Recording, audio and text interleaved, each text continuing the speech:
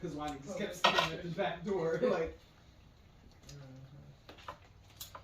It was and then she came in, and she came in, and I was gonna come behind, but they also, you know what? When you were in that position, like I think they were sick. They were sick. So they went in.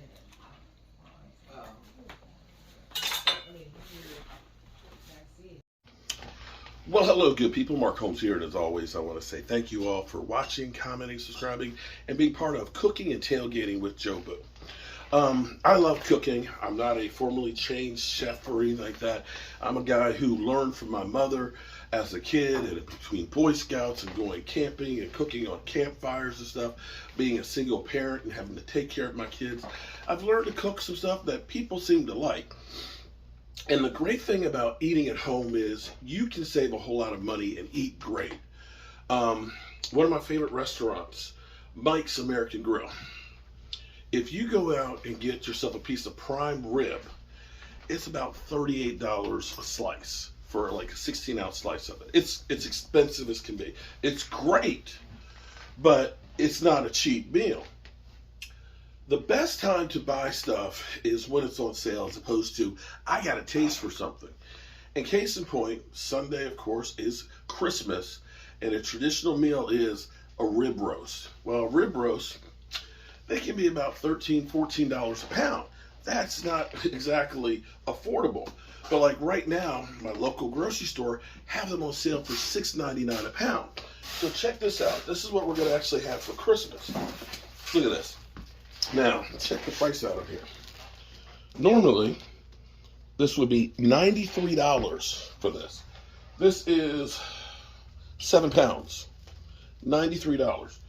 The price on it right now, $46. It's still pretty expensive, but that's 7 pounds of prime rib.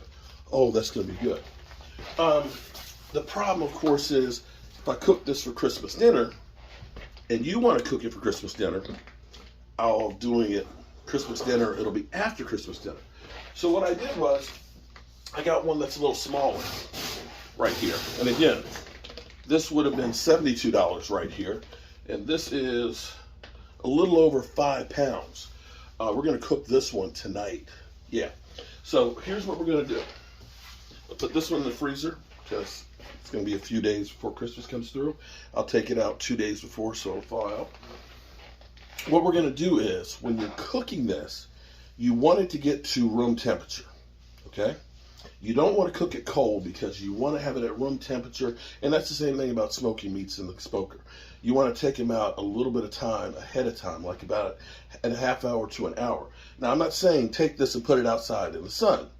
I've got the heat on at about 72 degrees, so for about an hour, hour and a half, I'm going to let it stay out here so that way it'll warm up. Now, here's the key on this. If you like well done, eat chicken. Just going to tell you that right now. Eat chicken. But what we're going to do is we're going to take some butter, some olive oil, some rosemary, thyme, pepper, and salt, and we're going to make a butter that we're going to put on there. We're going to cook it in the oven at 450 for about 20 minutes. Basically to sear it in. And then we're going to turn it down to 350. And we're going to use a thermometer in there. We're going to get the internal temperature about 125, and we're going to take it out. We're going to tent it. We're going to let it rest. That way, you're going to let that thing finish slow cooking in there, and it's going to keep all the juices in there. So when you cut it, you don't want to ever take a steak out and then cut it immediately because all the juices will run out, and it'll be just kind of like, eh. So I'm going to let that rest.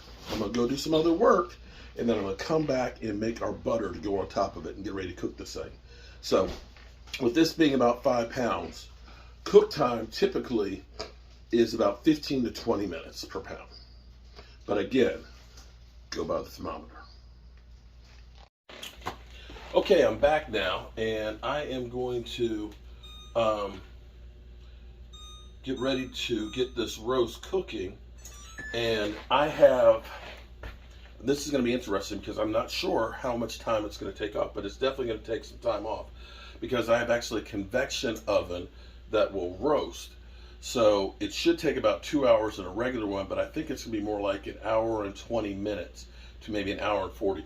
This is where the thermometer will be key on this. In fact, I may wait a little bit longer before I cook it because I forgot about that. In the meantime, what we're going to do is we're going to get ready to get the roast ready. I'm using a nice little cast iron skillet right here for this. And what I'm going to do is I'm going to take an onion, I'm going to cut it kind of coarse to sit on the bottom. This will help keep the roast up in the air just a little bit, so that way it won't be just sitting on the bottom kind of burning. And then we're going to add some moisture to this. So you see how I'm cutting this kind of, you guys are so far away. Come on over closer. Come closer. I'm going to cut this kind of coarse. So basically, the roast will sit on top. In fact, I think I'm going to get another onion to go with it. But I'm going to break it up just a little bit here.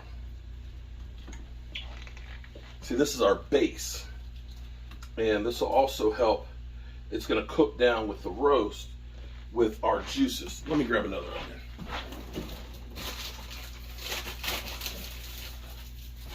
Because we're going to want to use that juice for making a gravy to go with it. I love using, here's my thing, guys. I love using cast iron because, one, it doesn't leach all the chemicals that the non-sticks do, and two, it gets really good even heat on it. It's just something that reminds me of being in like Boy Scouts and things when we used to use the Dutch oven and things like that. You'll actually grow to love using cast iron. I've actually got quite a few different ones. I didn't realize actually I had this one. I've got like a really big 15-inch one that I use a lot of times, and then I've got my regular 12-inch one, and I've got one that even has like ribs on it to kind of give you a shear. Now look at this. Oh man, this is bone in. Okay, see, there's the bones right there. And you can see this. Look at that. So we're going to put that right on top of this. Oh, that's beautiful. Look at that. Can you look at that right there? Oh, man. Now, as I'm doing this, too, I'm doing a couple of things here. I'm also making chicken pasta because we have one of my wife's friends' funeral today for her dad. And one of the things I'm really known for is my chicken pasta. It's kind of like weddings, funerals, cookouts. Everybody always clamors for my chicken pasta. Got a little soap left on there. Okay. All right. So we got about half a stick of butter. I might put a little bit more. I was fortunate enough, I don't want to get my one on the inside, that I still had a little fresh rosemary from outside. So I'm going to use that fresh rosemary. I have a little bit of thyme that's still left out there. I'm going to have to use some store-bought, though, to go with it because I am running low. But what this is going to be is we're going to take this, and we're going to take the garlic, and we're going to take the rosemary and the thyme and salt and pepper, and we're basically making a paste that's going to go on the outside of this. And what's going to happen is that's going to crust over and help to lock in the juices. And especially for Christmas, rosemary is actually like an evergreen. So it smells like Christmas. And the flavor is incredible.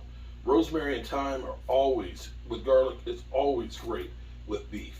And it's kind of like dill is great with fish. I love using dill on salmon.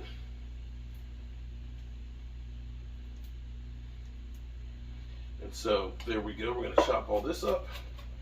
I'm going to add some store-bought to go with it because I need more thyme in there. Time after time.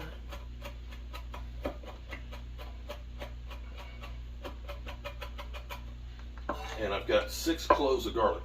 I love garlic. Garlic is the spice of life.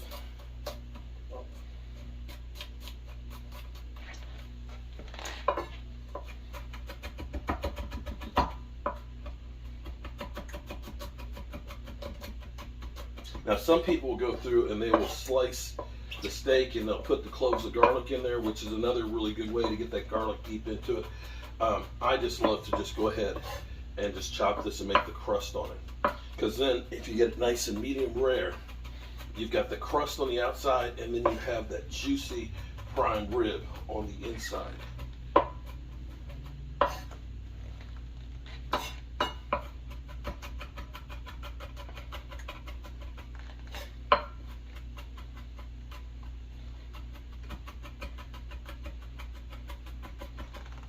Come a little closer. Look at this. Ooh-wee. Look at this. Put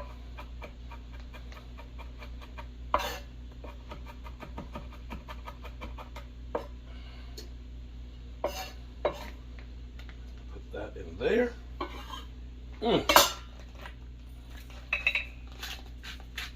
Fresh ground pepper. Lots of fresh ground pepper.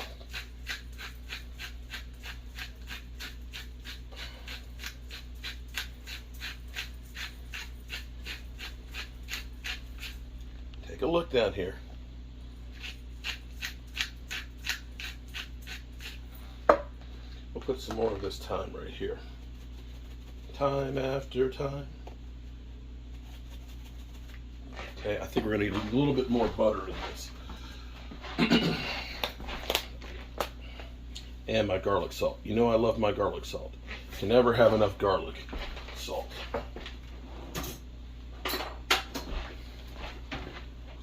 Blend all this together. Yeah, I got a lot of stuff in here. I need to add a little bit more butter. But this is going to go on the outside of this, and this is going to season it and help lock in all of those magnificent flavors. And I tell you, this is great if you want to make some true garlic bread and put this, oh man, it is divine.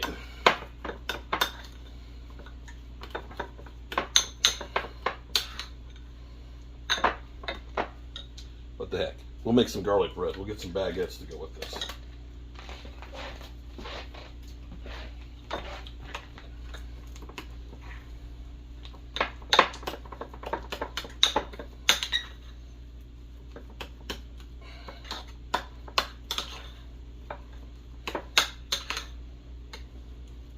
Get a little taste. Oh yeah. Oh yeah. All right, put a little of this away. Garlic bread. Don't want to cross-contaminate the meat with it, so I'll put that aside. And here's what we're going to do. We're going to spread this on the meat real good. Look at that. Oh man. And as this melts and crust over, it will be so delicious.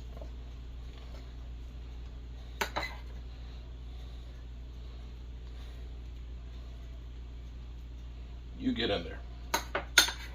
Get all the way in there, buddy.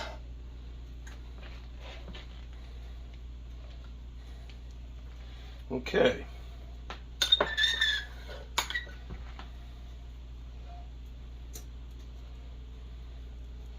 All right, that is ready to rock and roll, dudes. Okay, now, here's what else we're gonna do. One,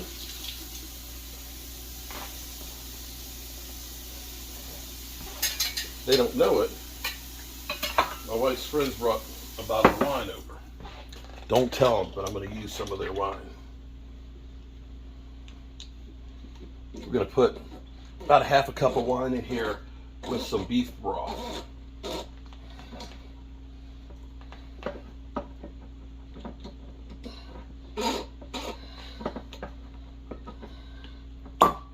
Okay. Put a little bit of wine in there. And we got about a cup of beef broth.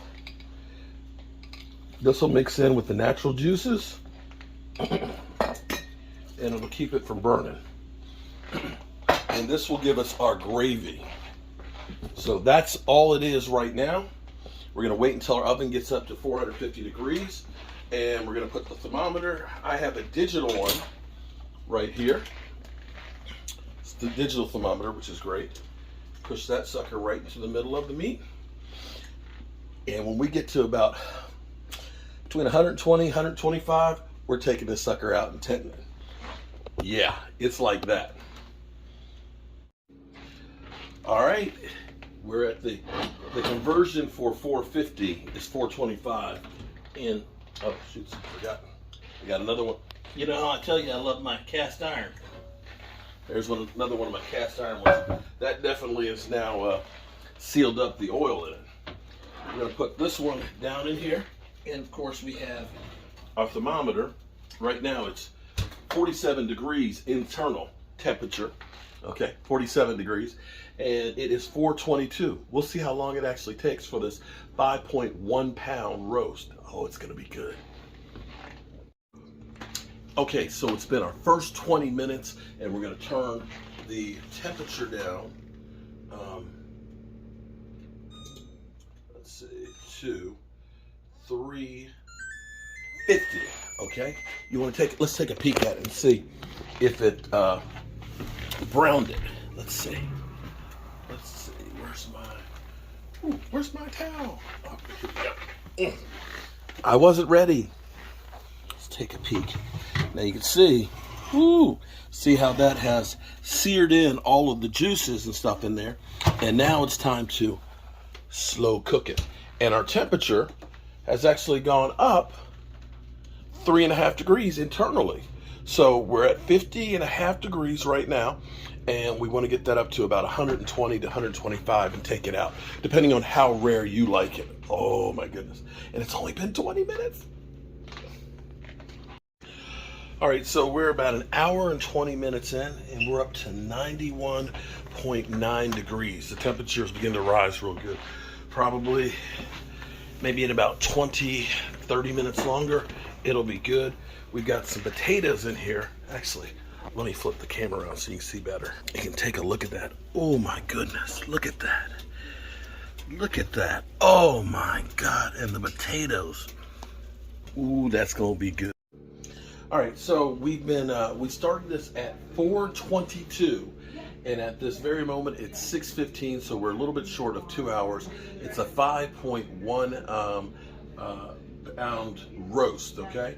And you can see here, I don't know if you can see the temperature on here. We can literally see the temperature going up. It's at 123.6, and I'm at 123.8. I'm gonna let it get to 124. 120 is about where you want it to be if you want it like a cold red center.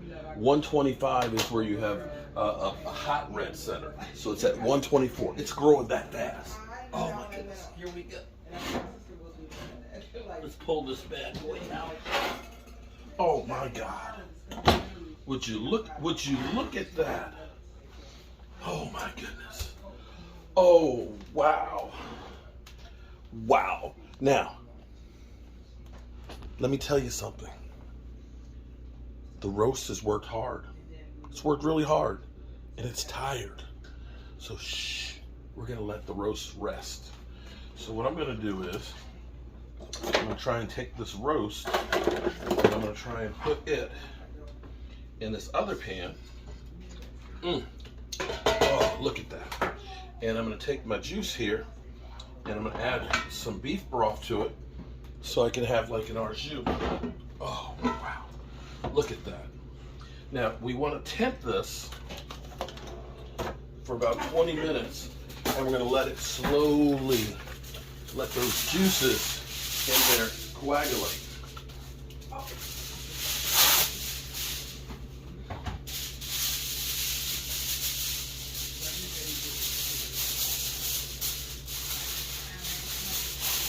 I wish you guys could smell this. My friends were driving up. She swore she could smell it outside, a block away.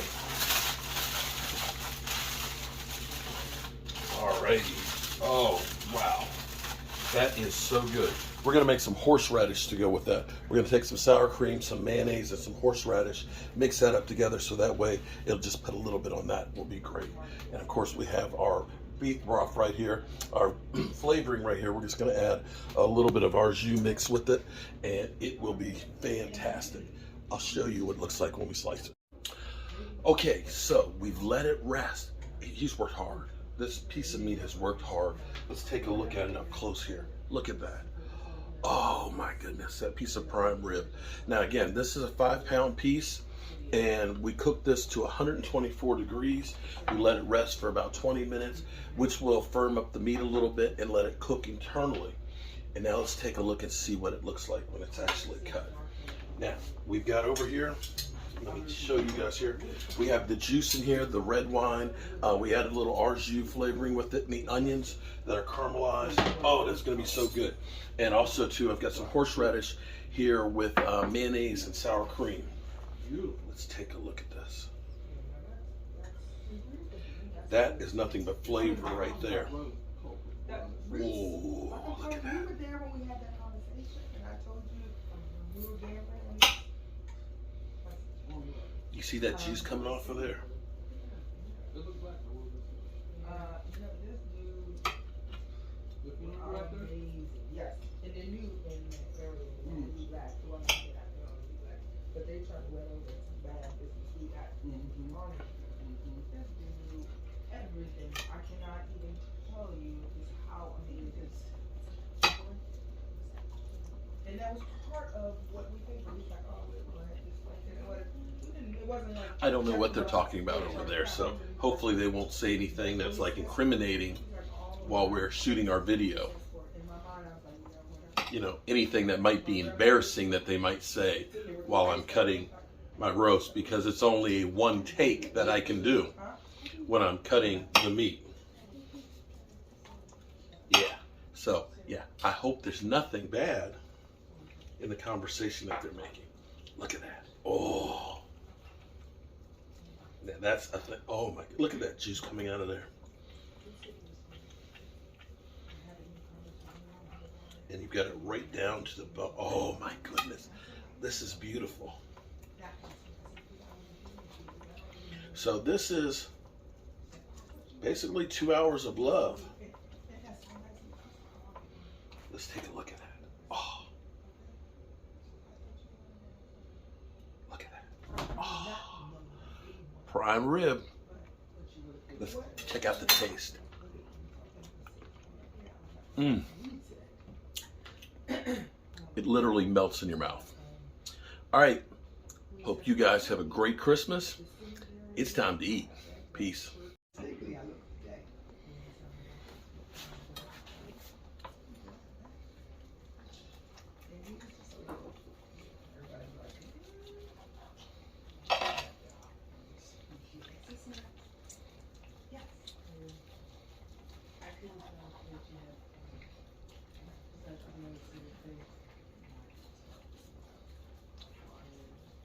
And they were on there, but they're in that medical thing, so that's why you saw me. You know, like,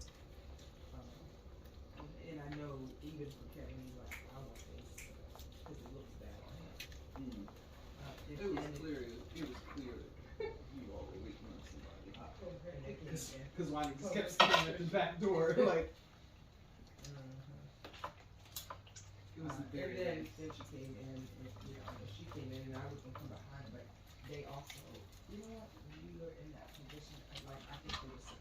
That's, they were sick. So they went in. I mean, here, vaccine.